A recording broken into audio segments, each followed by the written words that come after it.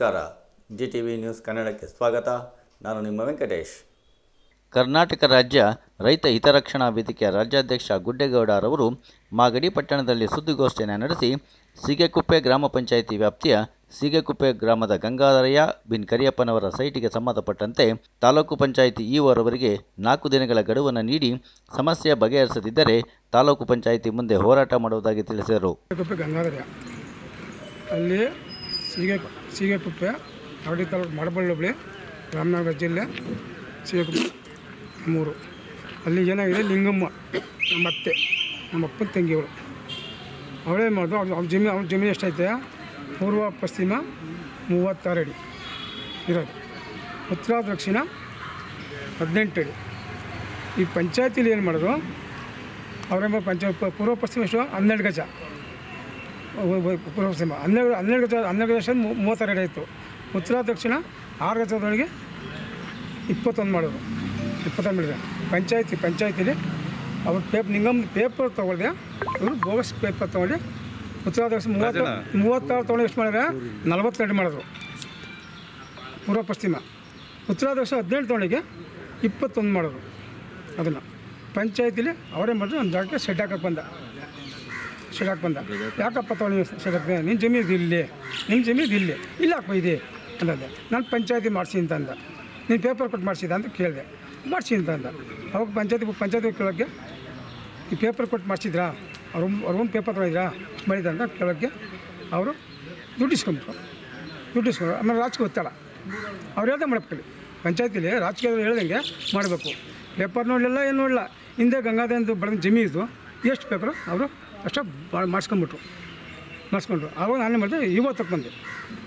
Sir ಈ ಥರ ಅಂತ ಕಂಪ್ಲೇಂಟ್ ಮಾಡಿದೆ. ಇಲ್ಲೇ ಮಾಡಿ 50ಕ್ಕೆ ಅವರೇ ಮಾಡಿ ಸ್ಪಾಟಿಗೆ ಬರ್ತೀವಿ ಅಂತ ಆದರು. ಸ್ಪಾಟ್ಗೆ ಬಂದು ಚೆಕ್ ಮಾಡೋದು. ಬಂದು ಪೇಪರ್ ನೋಡು, ನಮ್ಮದು ನೋಡೋರು, ಬರೀ ಕೆಂಪಣಗೆ ನಿಮ್ಮ ಮುಂದಿರೋ ಜಮೀನು ಎಷ್ಟು, ನೀನು ಮಾಡಿಸ್ಕೊಳ್ಳೋದು ಎಷ್ಟು, ಹಿಂದಿರೋ 36, 18, ನೀನು 42, 21 ಹೆಂಗೆ ಮಾಡ್ತೀನಿ ನಾವು? ಯಾರಿಗೆ ಮಾಡಿದ್ರೆ ಪಿ.ಡಿ.ಒ ಕೇಳಿದ್ರು.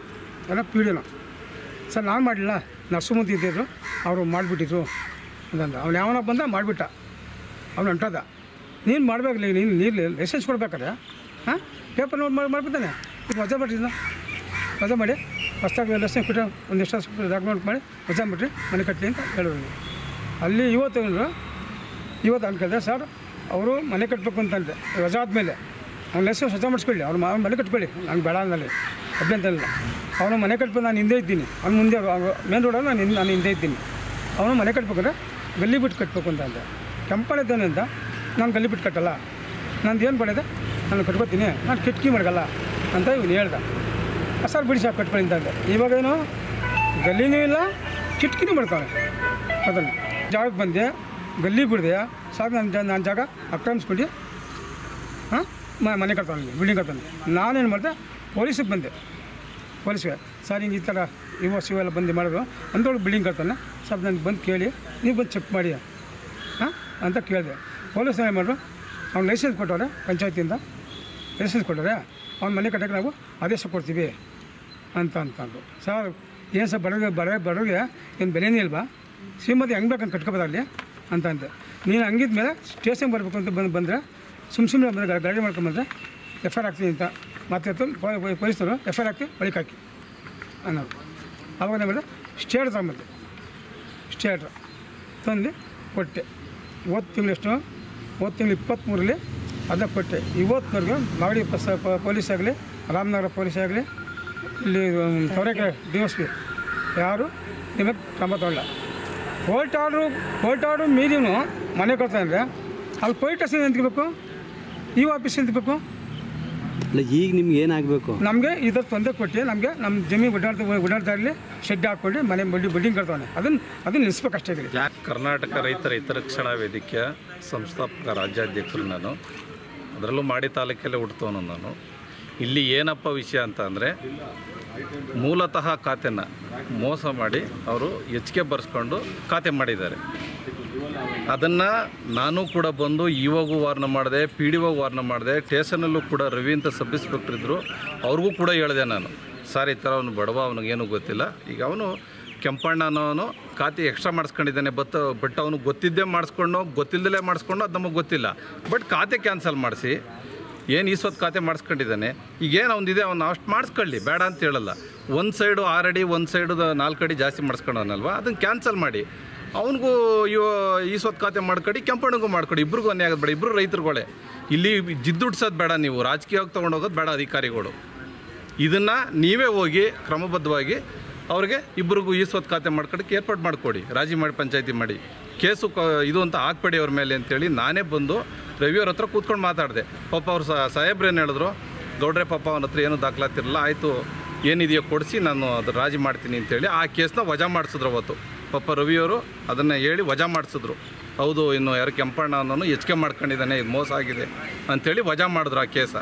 ಇಬ್ಬರೂ ರಾಜಿ ಮಾಡಿ ಕಳಿಸ್ತೆ. ಅದಾದಮೇಲೆ ಏನಾಗಿದೆ, ತಿರುಗಿ ಹೊಸ ಸಾಹೇಬರು ಬಂದಿದ್ದಾರೆ, ಸರ್ಕಲ್ ಇನ್ಸ್ಪೆಕ್ಟ್ರು ಬಂದ ಮೇಲೆ ಅವರು ಕೂಡ ಇವರು ತಿರ್ಗಾಗಿ ಏನೋ ಗೋಡೆ ಒದ್ಬಿಟ್ಟವನೆ ಅಂತೇಳಿ ಕೇಸ್ ಹಾಕೊಂಡೋಕ್ಕೆ ಅಂತ ಇವನು ಕಂಪ್ಲೇಂಟ್ ಕೊಟ್ಟವನೇ, ಅವನು ಬಂದು ಕೊಟ್ಟಿದ್ದಾನೆ. ಇಬ್ಬರೂ ಒದೇನೂ ತಿಂದಿದ್ದಾರೆ ಈ ಅಮ್ಮ.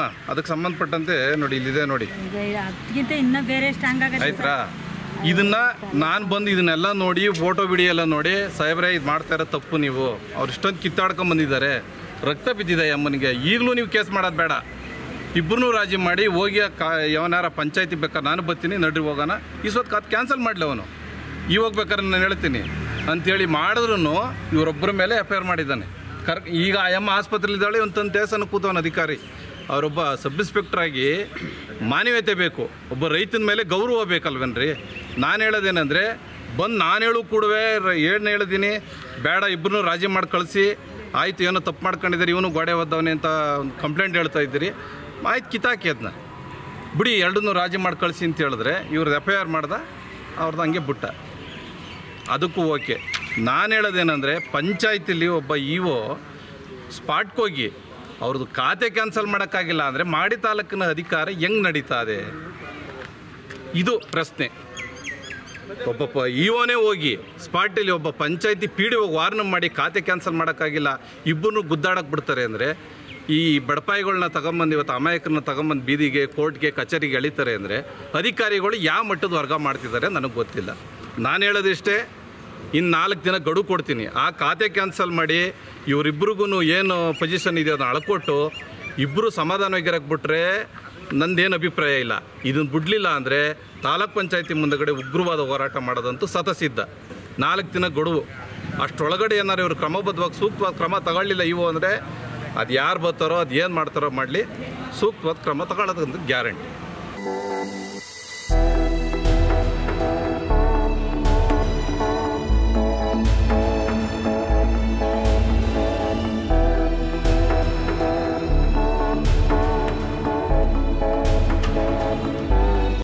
ಇದು ಇವತ್ತಿನ ಮಾಗಡಿಯ ಸುದ್ದಿ ಸಮಾಚಾರ. ನಿರಂತರ ಸುದ್ದಿ ಸಮಾಚಾರಕ್ಕೆ ವೀಕ್ಷಿಸಿ ನಿಮ್ಮ GTV ನ್ಯೂಸ್ ಕನ್ನಡವನ್ನು. ವಂದನೆಗಳು.